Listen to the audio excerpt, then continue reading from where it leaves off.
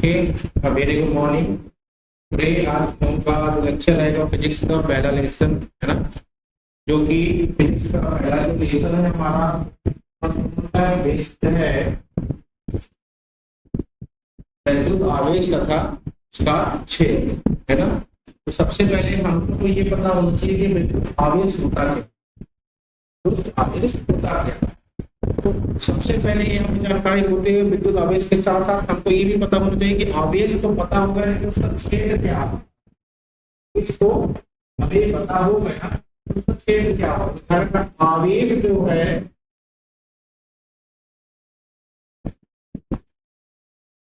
इसका विद्युत आवेश मतलब एक ऐसा पार्ट है जब दो कण या दो पिंड आपस में कोई ना कोई प्रक्रिया करते हैं, जब प्रोसेस करते हैं, उस प्रोसेस के दौरान उसमें कुछ ना कुछ आवेश उत्पन्न होता है। एक पार्टिकल कुछ भी हो सकता है। जब भी दो पार्टिकल आपस में एक प्रोसेस करते हैं, एक प्रक्रिया करते हैं, उस प्रोसेस या प्रक्रिया के द्वारा उन दोनों पार्टिकल में क्या उत्पन्न होता है, आवेश उत्पन्न होता है।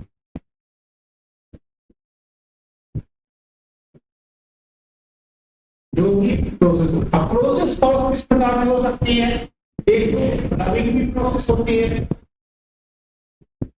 रबिंग मतलब घर्षण, ठीक, हम घर्षण करते हैं तो उसमें आवेश आता है। ठीक, तो इससे एक चीज हुआ कि जब कभी दो पिंडों के बीच में या दो पार्टिकल के बीच में कोई नेचुरल प्रोसेस हो, जैसे आप उनको आपस में रबिंग किया जाए, तो उनमें कुछ ना कुछ एक आवेश उत्पन्न होता है। उसी को आवेश को हम पहले हमें विद्युत तो नहीं पता ना, हमें पहले आवेश पता। एक घटना हुई, जो कंघी होती है उस कंघी को रबिंग किया गया। रबिंग करने के बाद उसमें क्या हुआ, एक छोटा कागज का टुकड़ा रखा गया, तो पता चला कि कागज का टुकड़ा जो है आकर्षित, छोटी छोटी चीज घटनाएं आकर्षित करता है। अब यही प्रक्रिया रेशम के धागे में भी किया गया। रेशम के धागे का एक प्रक्रिया अलग था, कैसे कैसे उस चीज को हम प्रोसेस कर सकते हैं। उस केस में भी यही प्रक्रिया हमको सामने आई। तो हमने क्या देखा कि जो हमारा पार्टिकल है,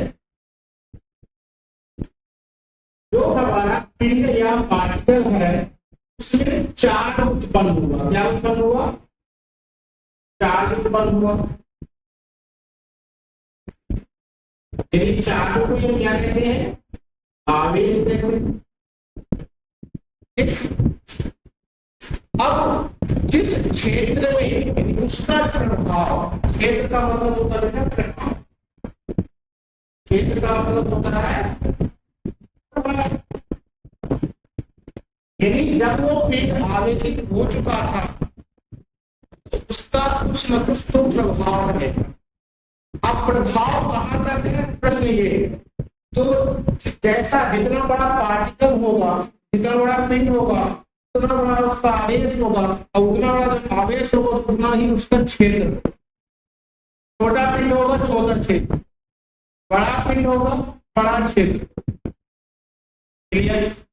तो जब हम दो पिंडों को आपस में नेचुरल प्रोसेस किया गया या रबिंग किया गया, घर्षण किया गया कोई भी माध्यम से, तो उस पिंडों में क्या हुआ, आवेश उत्पन्न हुआ। ठीक, अब कंडीशन समझो, पिंड ए और पिंड बी, सर किस प्रकार के पिंड होंगे। पहले हमें आवेश का पता चला कि हाँ उसमें घर्षण हुआ तो आवेश आया। दूसरे में देखें उसमें क्या हुआ, उसमें पता एक में आवेश है एक में आवेश नहीं, एक चार्ज एक डिस्चार्ज है। मतलब एक में कहीं ना कहीं से प्रभाव है आवेश का, एक में कहीं ना कहीं से प्रभाव आवेश का नहीं है। इट मीन्स हम सरल शब्दों में ये कह सकते हैं कि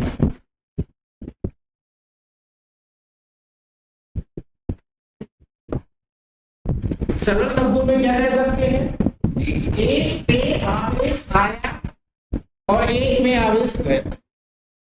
ठीक, अभी हमको कुछ नहीं पता, सिर्फ इतना ही पता था, जो साइंटिस्ट था, वैज्ञानिक थे, उनको आवेश पर पता चला कि एक चार्ज को एक डिस्चार्ज।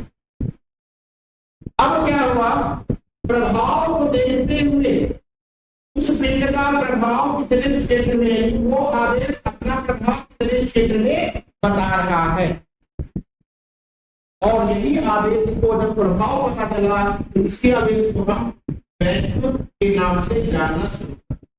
मतलब कि कोई एक ऐसा क्षेत्र है जब दो पिंडों को आपस में प्रक्रिया किया जाता है, घर्षण किया जाता है, तो उसमें से कुछ चार्ज उत्पन्न होता है, उसमें से कुछ आवेश उत्पन्न होता है, और वो आवेश एक निश्चित दायरे तक, एक निश्चित क्षेत्र तक अपना प्रभाव बनाता है, उसी को हम विद्युत आवेश देकर। अब प्रश्न ये था बेटा कि किसे हम प्लस कहेंगे और किसे हम माइनस। एक हमारे सामने बहुत बड़ा प्रश्न था, मतलब कि आवेश की जो प्रकृति होती है,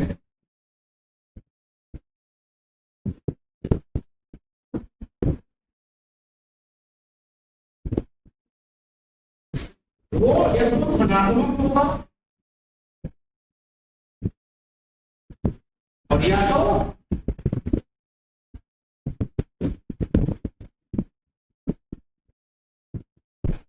ऋणात्मक होगा। कोई ऑप्शन, या तो वो पॉजिटिव का होगा या तो वो नेगेटिव होगा, यानी या तो भी, सॉरी नॉट भी,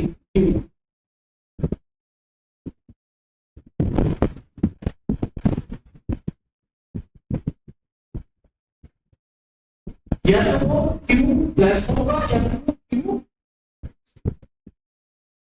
कोई डाउट। आवेश पता चल गया कि दो पिंडों के बीच में प्रक्रिया कुछ न कुछ तो हमें क्षेत्र में उत्पन्न, उसे हम विद्युत आवेश कहते हैं। जितना क्षेत्र में अपना प्रभाव रखता है उसे हम विद्युत क्षेत्र भी कह देते हैं, या विद्युत क्षेत्र आवेश या विद्युत आवेश का क्षेत्र भी कह सकते हैं, या इलेक्ट्रो फील्ड भी कह सकते हैं, इलेक्ट्रोमैग्नेटिक फील्ड के कारण होता चुंबकित पर इलेक्ट्रो फील्ड भी कह सकते हैं। जितना बड़ा पिंड होगा उतना ज्यादा उसका प्रभाव होगा, जितना छोटा पिंड होगा उतना उसका कम प्रभाव, मतलब उसका क्षेत्र जो है, दायरा जो है फिक्स। अब क्या हुआ कि जब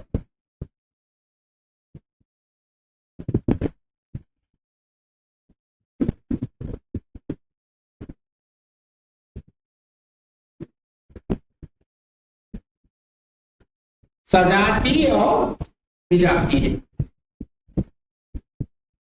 मतलब जब दो पिंड सेम सेम, जब दो पिंड सेम सेम, उनमें क्या होता है, आकर्षण की प्रतिकर्षण।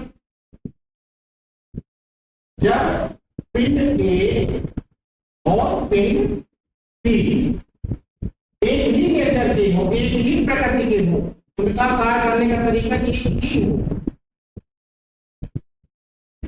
उसमें क्या होगा, आपस में वृत्तीय घर्षण किया गया किसी प्रक्रिया के,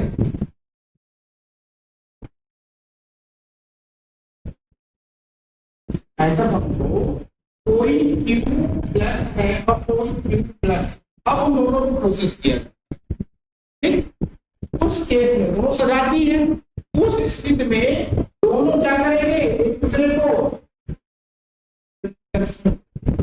दूर होंगे, क्लियर, याद रहेगा। दूसरा,